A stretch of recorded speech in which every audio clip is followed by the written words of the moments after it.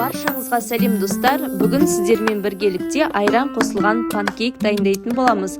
Бұл панкейктер әдемі болып көтеріліп шығады. Бізге ең алдымен жұмыртқа қажет болады. Ағы мен сарысын бөлек аласыздар. Жұмыртқаның ақ уызын миксермен көпіртіріп аламыз. Одан кейін жұмыртқаның сарысына шекерді салып араластырасыздар.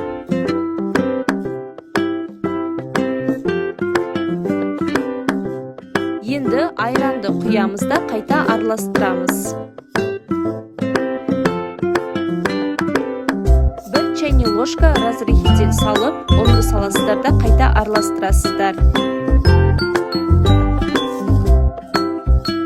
Енді сұйық майды салып араластырамыз. Одан кейін жұмыртқаның ақ уызын салып, жаймен араластырасыздар.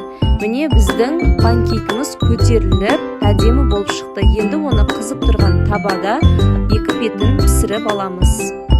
Оттың асты баяу болу қажет, әйтпесем күйіп кетеді.